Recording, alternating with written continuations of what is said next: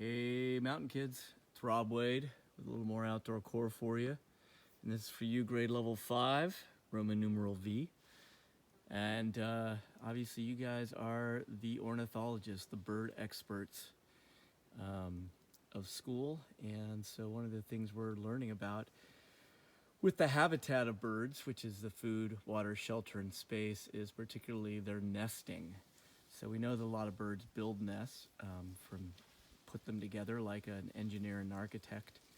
But in some cases, they carve them out of things. In particular, we're familiar with these are called cavity nests because birds move in and they occupy an existing hole in a tree, or they make a new hole in a tree.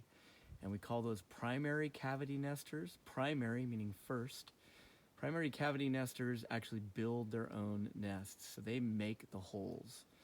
Then there's another group that like to nest in trees, in those cavity nests, and they are called secondary cavity nesters.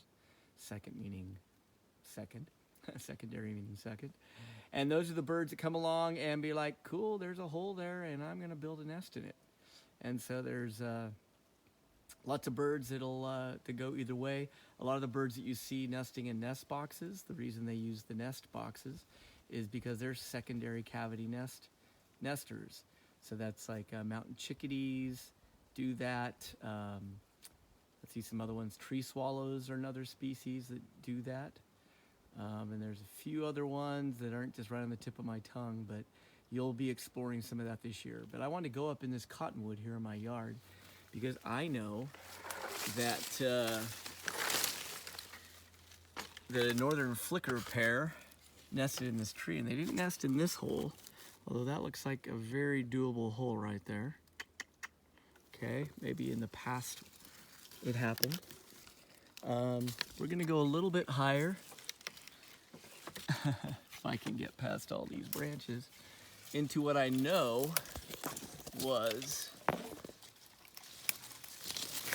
the nest of the flicker. So here we are. I got a little bit more to go so I can get up here. Here we go. So right in here, my friends, there was a northern flicker pair that had eggs, and then ultimately they hatched out and were chicks. And they had 3, I don't know how many eggs they had, but 3 of those birds hatched out and became little babies. And I know that because I watched the whole thing happen all summer. So now that we know all the birds have left their nests, whether they're built nests of grass and things like that, or ground nests, or cavity nests, we can go and investigate these things, and we know we're not going to bother them. The cavity nests are used over and over, which is a little bit different than the other nests. I'm going to try and take one more step and hopefully not hurt myself. And just kind of check this out, because I actually haven't been up here since all this happened. It's obviously a very cool nest. There was a branch that was once here. That's why the tree has this opening or wound right here. And it kind of grew over the break off of the branch. Really cool. So I keep thinking something might jump out at me. So you're peering in there, and I'm not going to stick my hand in there right now. If I had a different vantage point, I might. I don't mind kind of taking a chance on things sometimes, but you can see what you can.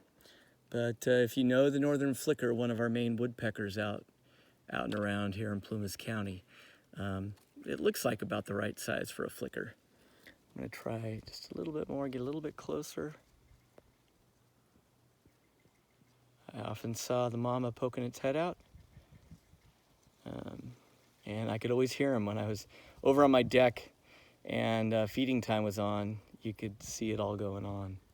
So very cool. Just wanted to show you around. I'm going to back away now from this northern flicker nest, cavity nest, in a black cottonwood, which is our biggest riparian tree.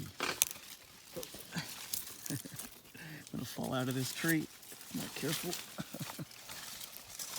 All right, so mountain kids, what I want you to do for your homework related to this is I want you to go out and find some cavity nests.